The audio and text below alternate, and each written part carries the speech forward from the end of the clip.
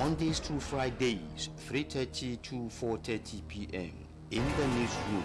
You can't afford to miss it. Folks, so miss it.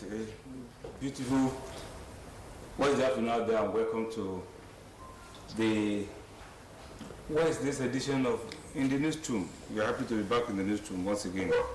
My name is Olada Elane. I'm going to be your anchor man. Before I introduce my guests who are already seated, who will be doing justice to some topics in the newsroom, let me quickly run through those serious issues we will be analyzing and providing solution, and why are we discussing those topics. First, it says post-election crisis in PDP and the removal of the national chairman, forced by the ward and also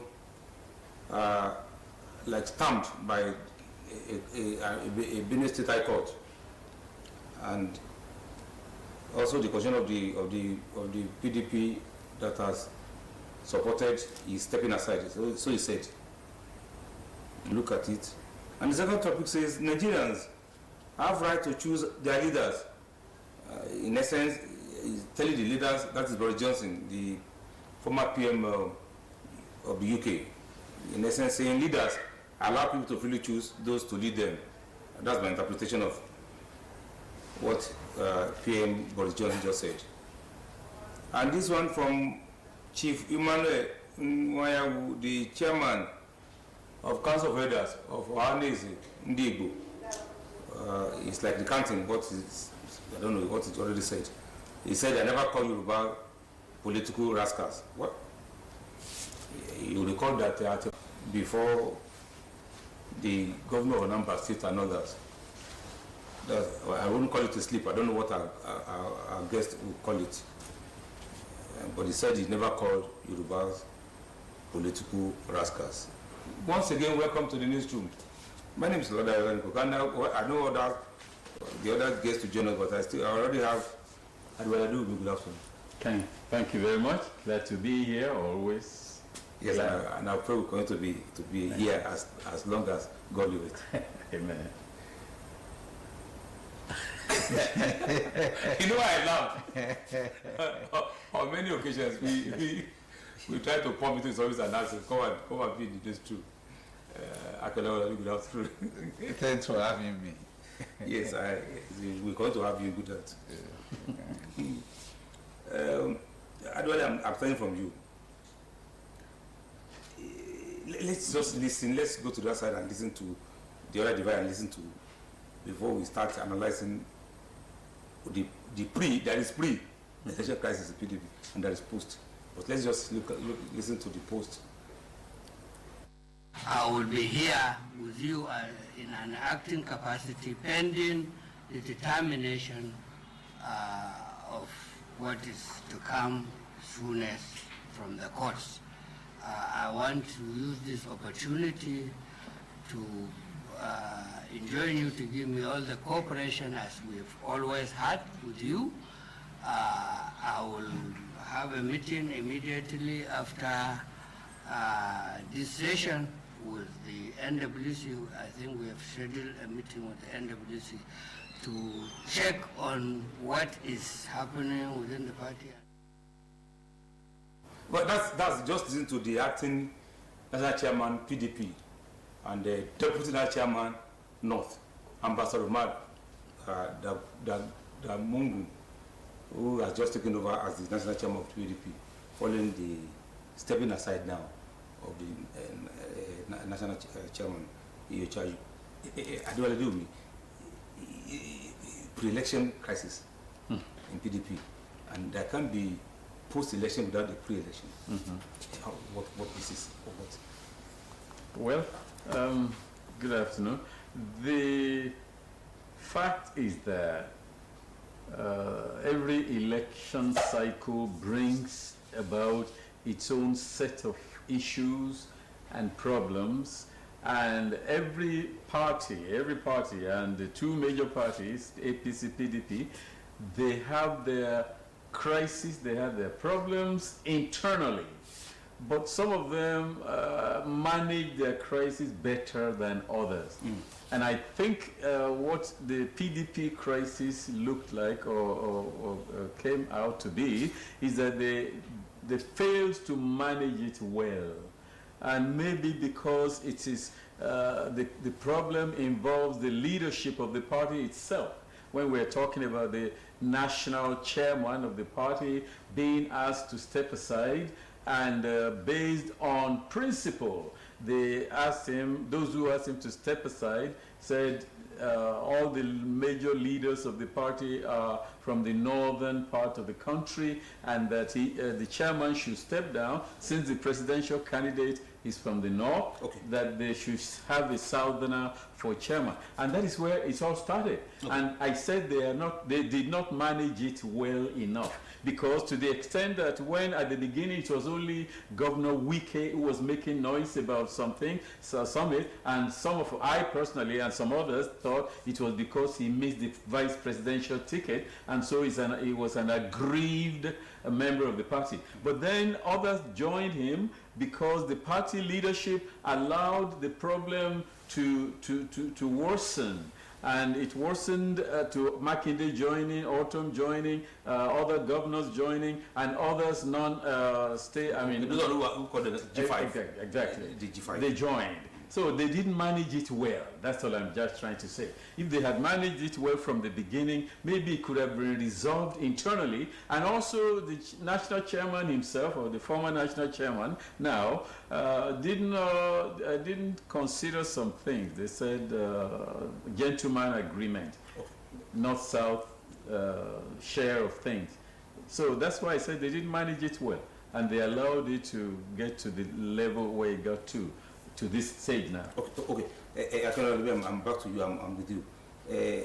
I don't just spoke about internal wrangling, crisis management in internal political parties, and now that PDP seems to have blown, I would say, beyond. Well, when you look at political parties across the world, like every human organization, they have their internal crisis. Maybe you talk of external ones too. But like we say in Yoruba land, if there are no enemies within, it will be difficult for enemies without to have their way. Unfortunately, in this part of the world, when it comes to crisis management, as far as political parties are concerned, internally, they are always found wanting.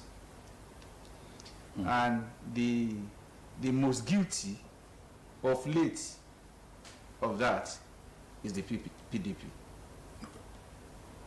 Let me say this, a lot of people may not agree. When you look at the setting up of PDP, from day one, it's been battling one crisis to the other. As far as getting candidates that will run on the ticket of the party at the presidential level is concerned. Obasanjo wasn't a member, wasn't one of those who formed PDP. He was posted on them by the generals. Okay? Ikweme was a founding member and struggled tooth and nail, but he was denied. In 2007, those who came out to fly the flag of the party, we all know them. Yaradua wasn't one of them. He was dragged in. Okay. I remember the Ekiti episode where Obasanjo put a call through to him and asked, Moru, are you dead or alive? Okay. We knew what happened in 2011. The war for 2007 saw Atiku Abubakar out of the party, and he went for ACA or AC then. Okay. even in 2003, the one between Atiku and Obasanjo was so bad. I covered the event in Abuja. It was so bad that for days, Obasanjo couldn't even change. And by the time we got to 2015, PDP itself more or less gave the ticket out to APC. Buhari. You remember it was agreement too that Jonathan will run one term. Of course, he backed out. And the whole thing was so messy that Obasanjo had to tear his membership card. So carry over to the present one. You see that all along PDP had been swimming in one crisis or another. Now the worst of the latest that they couldn't manage, like Awike will sing jokingly, agreement na agreement. They had agreement, but you were not ready to keep the agreement. But one thing that is sure is this: the Yoruba will say, the one who gets married to a widow because of the fulfillment of his will, the husband of the widow, if you are sick, the sickness will not heal. Oritio supo kijokolo. And because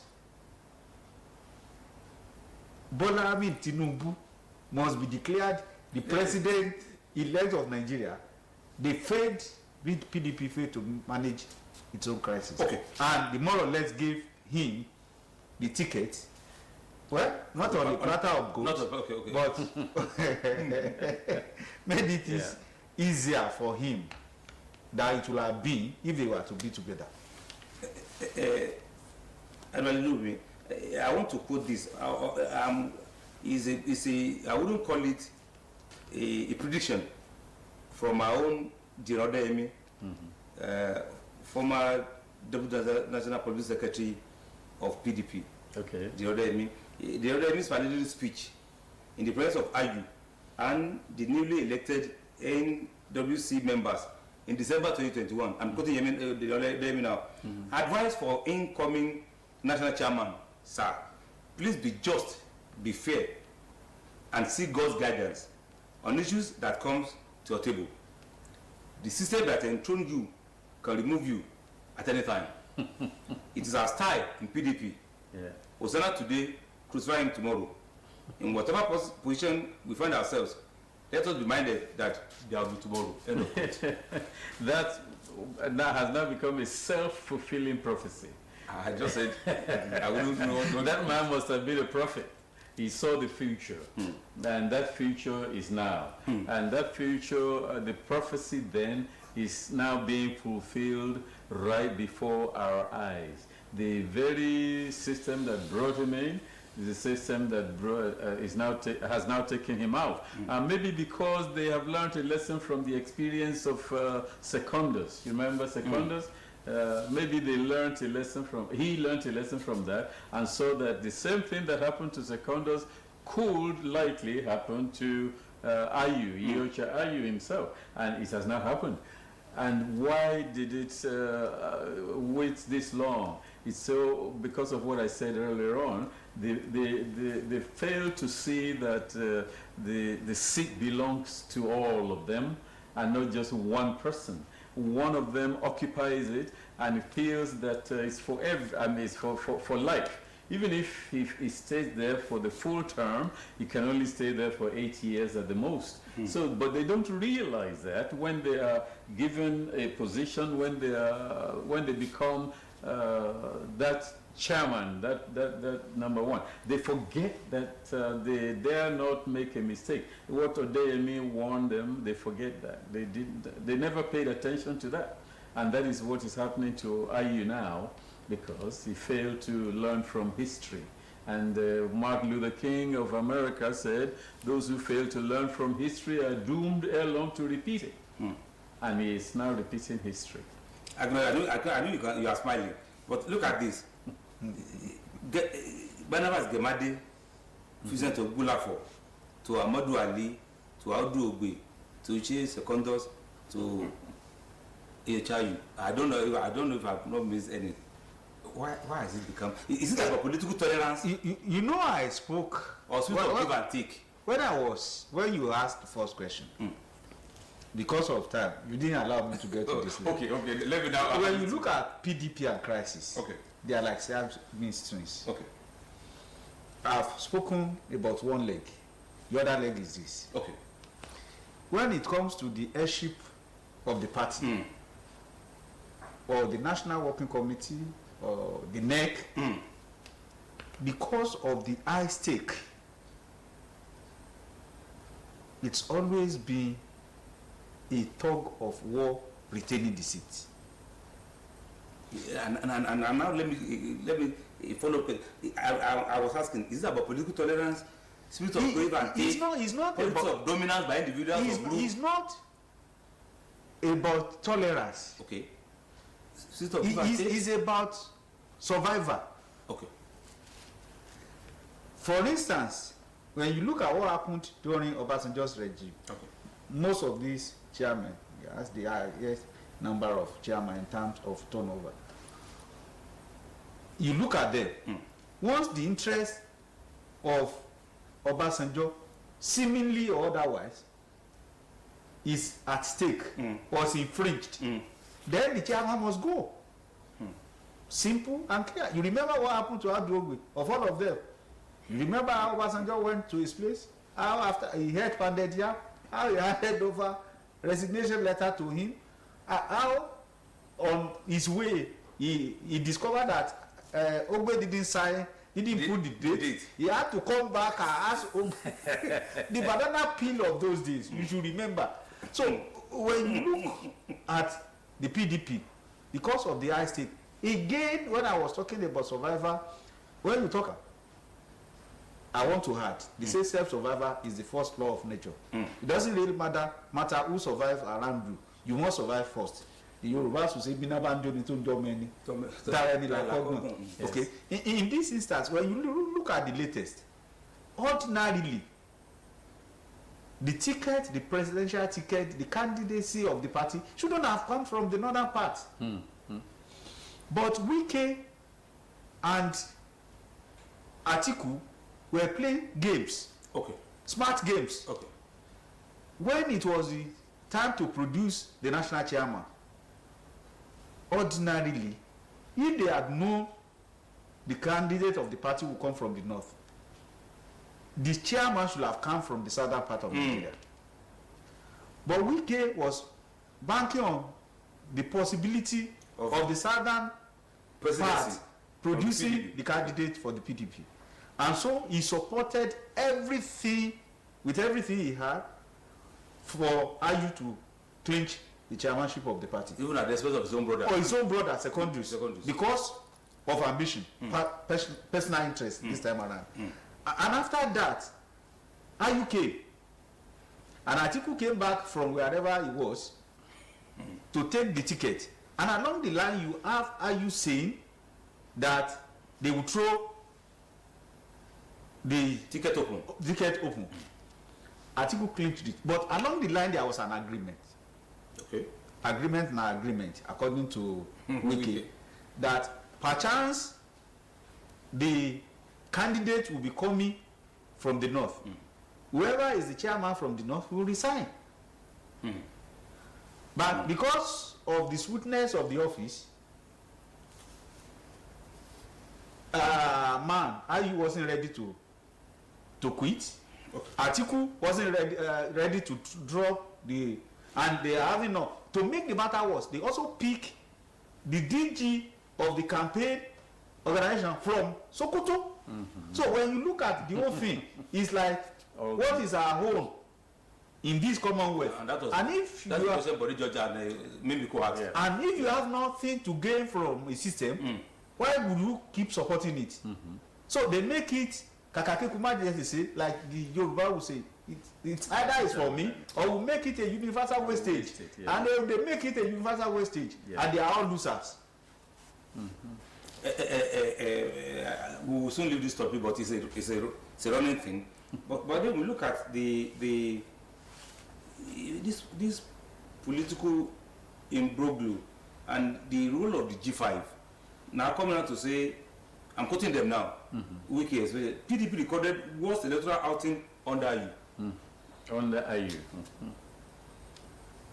That kind of statement from from the G5.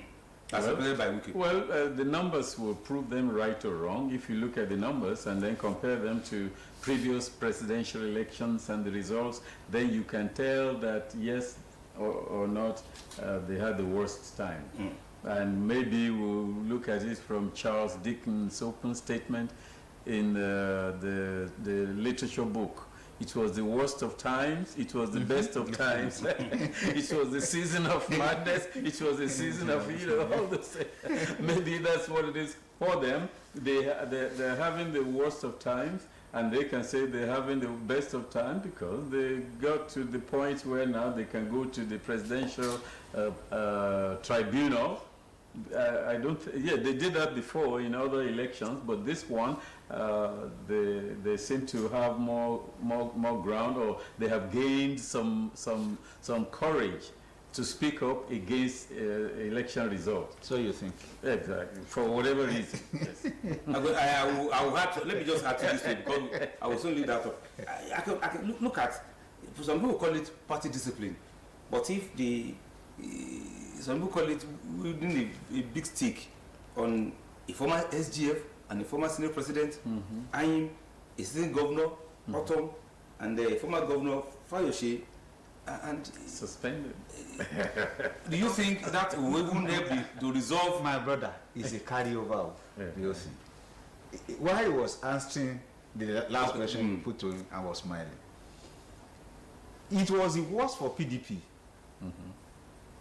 And the travails of the party was self-inflicted. You have PDP contesting against PDP. Chicane, as far as this election is concerned, PDP came second in PDP article. PDP came third in PDP, Third Labour Party, OB. PDP came fourth in Kwankwaso of NPP. So when you look at it, the girls are not to blame. They have themselves to blame. When you talk about those suspended, as far as political parties are concerned, in terms of membership, it's 1 for 1. Anywhere in the world. You may be president today, another may be tomorrow. But you have just a single party ticket, or what do they call it? Card. Do you wait now. You send members away, or you attract members? Wait now. They are sending. It is not the first time in Nigeria or elsewhere. Though it is common in Nigeria when you send people away for whatever reason. Before IUK, secondos paid for it.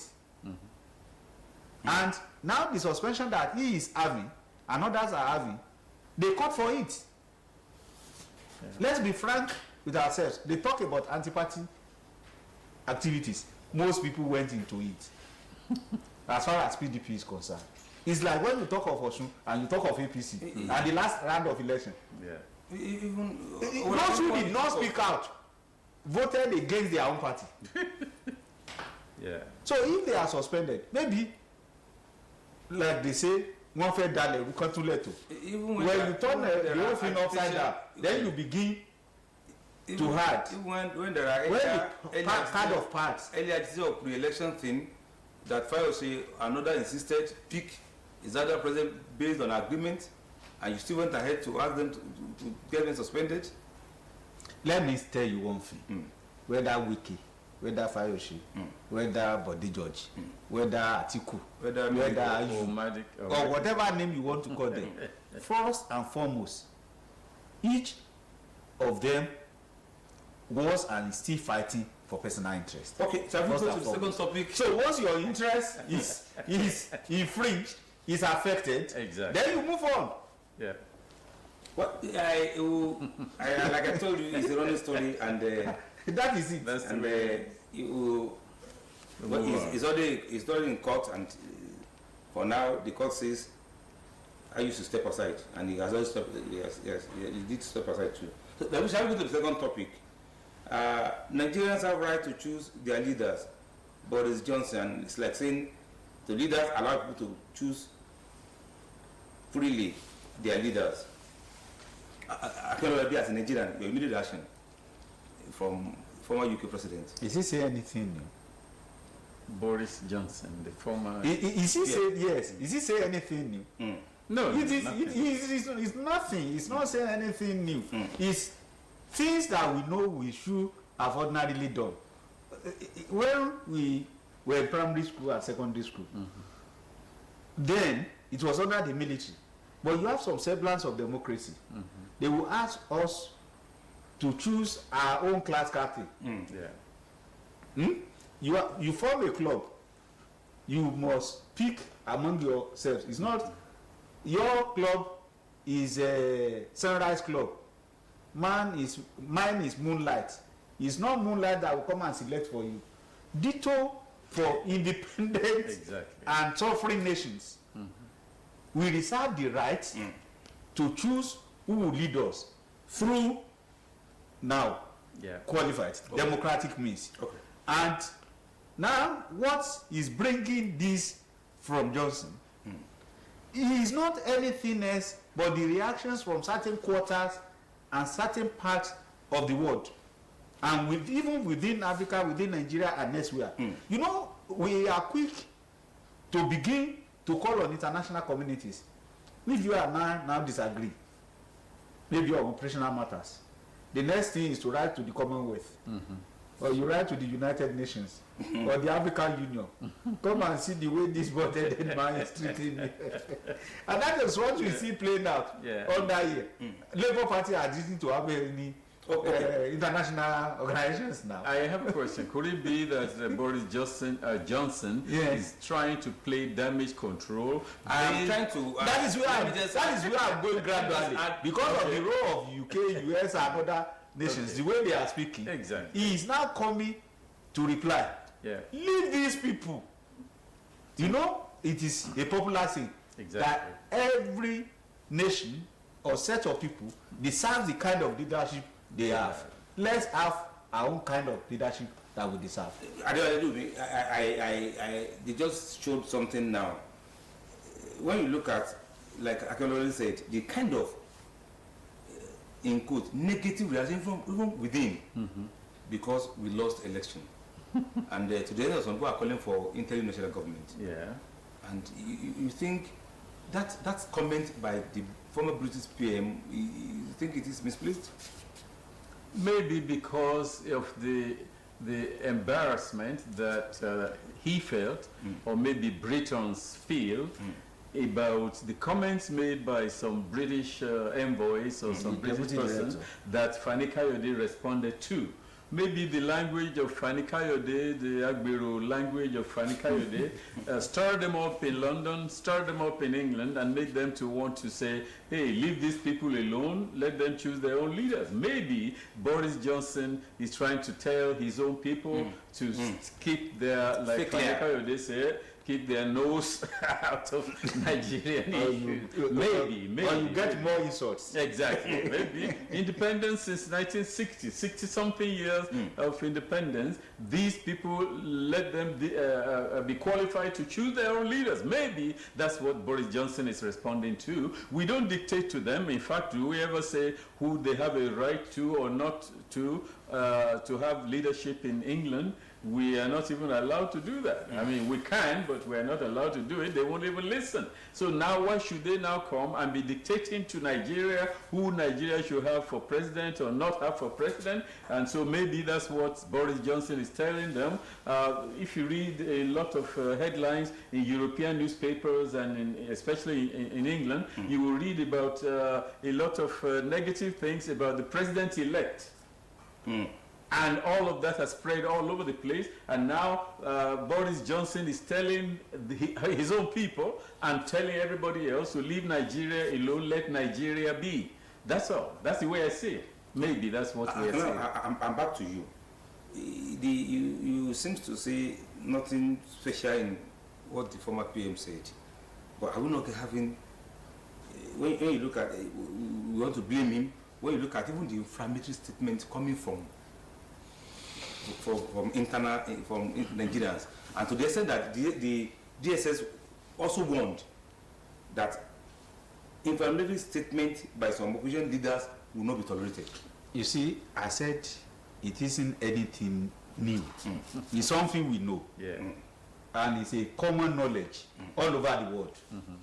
So if he's saying it, he's just reminding us, or reminding the world at large, or reminding those whom Fanikayode call Englanders. Englanders, yeah.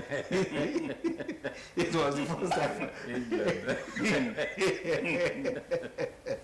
You see, when you look at what is happening in Nigeria, what is playing out in Nigeria, the stakes to me are too high. Yes, they say Obasanjo in those days talk about do or die. Okay, but what we have now is not do or die again. It's die and die. die. You know, it's either it's for me or it's not for anyone else. You see, when you look at the contenders and you listen to what they are saying, and you look at the Nigerian nation, and you look at our lords here, and you look at the image of Nigeria post this election in the international community, and you look at what will happen by May 29th or 30th of May this year, when supposedly power must have changed by whatever means. Yeah. And you now look at Nigeria and say, where are we going from here? You look at what the DSS said, the statement that man, Boris Johnson? No, Fanikayode. this Englander, referring to. We call him Little England. Yes, he was just making, it wasn't a critique of the election proper.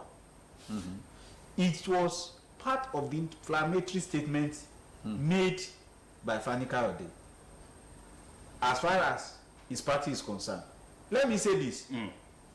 This inflammatory statement cut across all political parties. Yes. All the spectrum. Is it APC you want to talk about? Is it PDP? Is it Labour? Maybe, and the Kwankwaso had been beat calm. Within the party itself, we know what's happening. So when you look at that kind of setting, and the way you will see what you call your calabash is what people will call it for you. If you say it's good, people will say it's good. If you say it's broken, if you say it's leaking, Exactly. the way we are presenting Nigeria to the international community might have been responsible for the kind of write-ups that Adewale was referring to across the globe. Go and pick the last week's Monday's edition of Lasisi Olagunju's write-up and see the way he details From the Guardian, from the Financial newspapers Times, across the globe, the way they reported Nigerian election. You can't be proud as a Nigerian. No. So if they are now escalating it at that level, and you now have someone like Fanikayode coming hard, and the way he marshaled his point, it was one systematic and well calculated insult upon another for those whom he thought, and maybe still thinks, are prognosing as far as the political affairs of Nigeria is concerned. And there is a limit to which someone like Boris Johnson can take that kind of insult.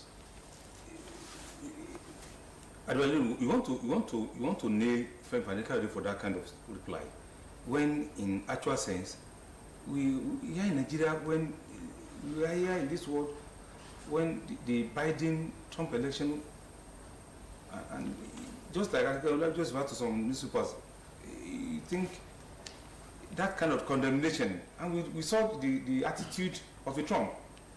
Well, I called him earlier on Agbero language, Fanikayode. Yes. That's what I said earlier on. But Yoruba says Omo Buruku Lojo Tie Loto. And Fani Kayode is having his day in the market square. And he's blasting his mouth the way he knows to blast it. And he has been condemned in the past by saying some things. But in this case, he may have a point, and that point may be hitting home in England, and maybe that is why Boris Johnson is responding, because the point that Fani Kayode made may be hitting home. Somebody said something when I was up there, in Florida, saw something, and the leader of the community responded. He said he was very angry at that statement, and he said he was angry not because the statement was false. Not because the statement was made by the person who made it, but because the statement was true. He said because what the critics said was true of the community, and that is why the leader was angry, because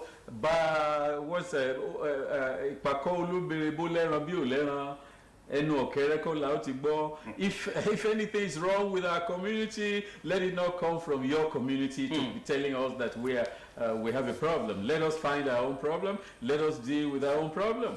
That is what I believe Boris Johnson is trying to say, to tell his own people to leave Nigeria alone, let them struggle through their own problem. After all, we struggled through the Civil War, and we came out of it. We are now in a democracy dispensation, and we are struggling through it, and it's like teething pain. Every child that is growing up will experience teething pain, and eventually we'll get over it. We will learn from it, and I hope that we learn from it.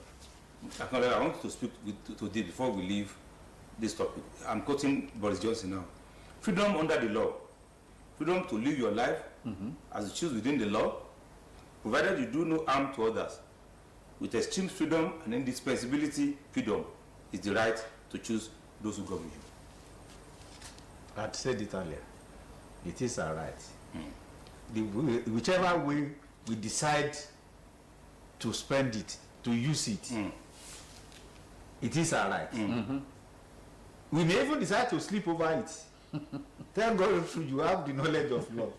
I don't have that much. We may decide to sleep on it. And in law, nobody will wake you up. So we have used our right the way we think it's good for us. The only thing in this whole setting is the impact, the way we use our rights will have not just on Nigeria as a nation, or Nigerians as a people, or Nigeria as a black but on black in the Africa. West African sub-region, the African continent, and the world at large. When you look at our population and our strategic place in Africa, and our relationship with most of these other nations, particularly the Great Britain, when you look at our relationship with it from the experience of colonialism up to date, and the so-called Commonwealth, whose wealth is not common to all, that we still belong to. Exactly. And you look at the US, and you look at other major nations across the globe, and you look at the role Nigeria was playing as far as peacekeeping was concerned across the world. Mozambique, even in terms of money, but see where we are. They can't but feel concerned. Rwanda. But if the headache is not yours, don't carry it. Just sympathize with those who are the pain of carrying the Let's go to the and who will be using pain reliever. Let's go to the third topic, and let's listen to that from the other divide. On that topic, I never call Yoruba political rascals. Chief Male Umayahu. And I want to tell those in Lagos to realize that there is no war between us and Yorubas. Yorubas they're just political rascals. Good to be back. Good to be back. And I can see my guests they are already making jest of that statement. I don't want to do with me. Although you already recanted, he said he didn't say it, but Well, that recanting is insincere. He meant what he said. He said what he meant when he made that statement in the beginning. But he did say there is no war between the Igbos and the Yorubas. And he now categorized Yorubas as political rascals. And there is rascality on both sides of the Niger. They have their own rascality, Yorubas have their own rascality, and each one is demonstrating and manifesting its own type of rascality. That is the way I would say it. But he cannot say he didn't say or make that statement. He could have said he didn't mean what he said, that Yorubas are political rascals. He could have gone ahead to define or explain himself better. But to just deny that he didn't say that is not good, doesn't speak well of Iwanyawu. I can remember back to you. A status of Iwanyawu and chairman, council of elders, when is in Igbo. How do you describe that up to us from in a multi-ethnic society like Nigeria? What is wrong with Iwanyawu speaking his mind? If that is his own assessment of the Yorubas. But the question, I'm coming. Okay. You see, where I'm miffed, I'm baffled, surprised, flabbergasted, is the denier. Okay. And I'm happy for one thing, that this time around he didn't put the blame at the doorstep of the media. In most cases, they will say they are misquoted. He didn't say that.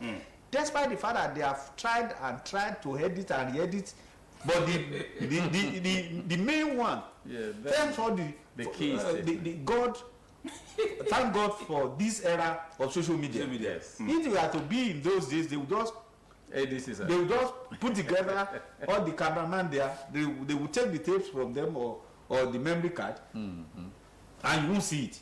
But he said what he meant, and that is the basis of the problem and the rascality that he was talking about in Lagos and elsewhere.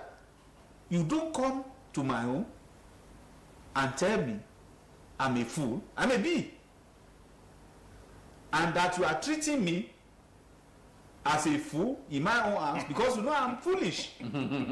I will resist it. Yeah, exactly. You see, when you look at the history of Igbo and Yoruba relationship, and you know where we are coming from, way back in the early years of Nigeria's independence. Let's forget about the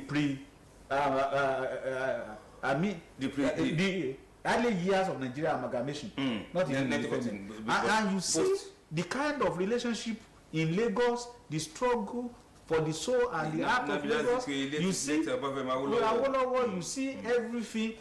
You see the statement made by Azikiwe in 1938, and you see what is playing out. There is no difference between this statement Iwanyawu is making and the one he made there.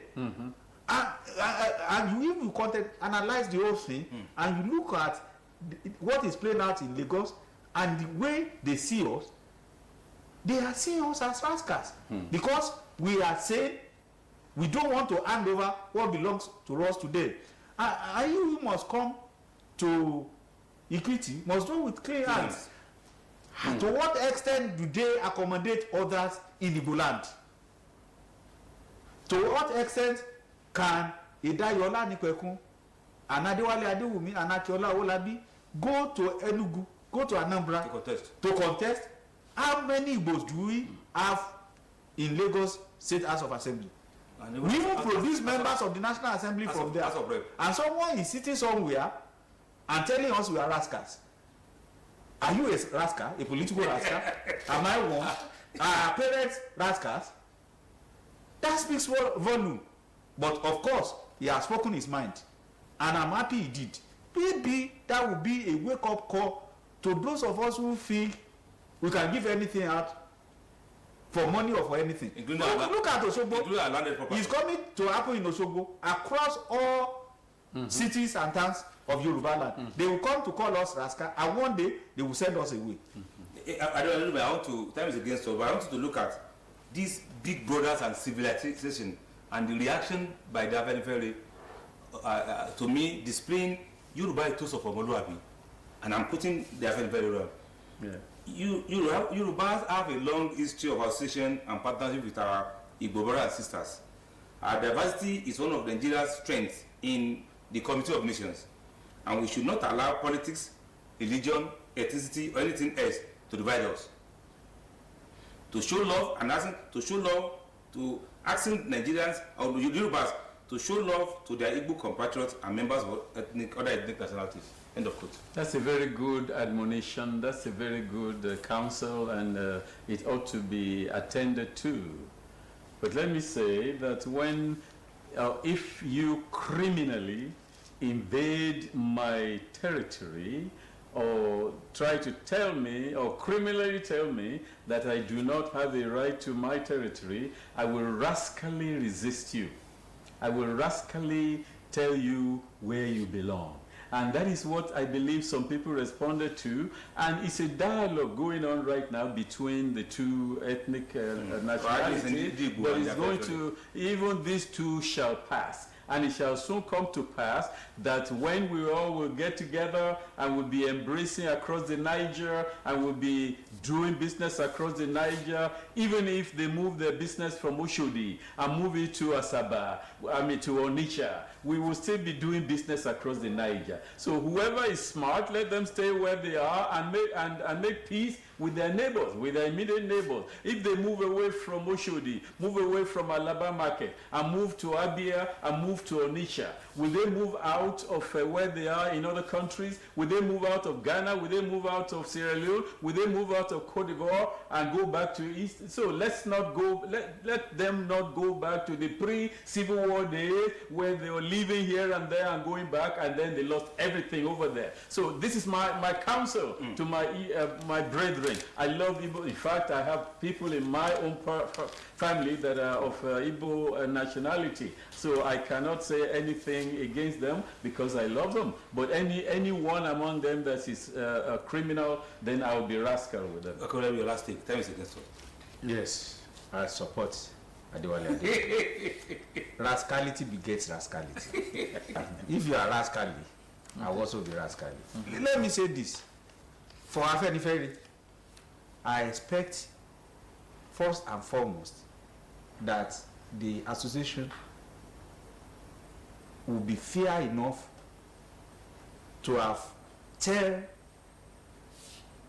told Nwayawu that his statement was too heavy. No. I'm coming with love. I'm coming. It was too much of an overgeneralization. They did. Yes. What Nwayawu meant was to refer to those in Lagos who criminally or rascally, using Adewale Adewumi's word, deny some people opportunity to vote. I won't support that.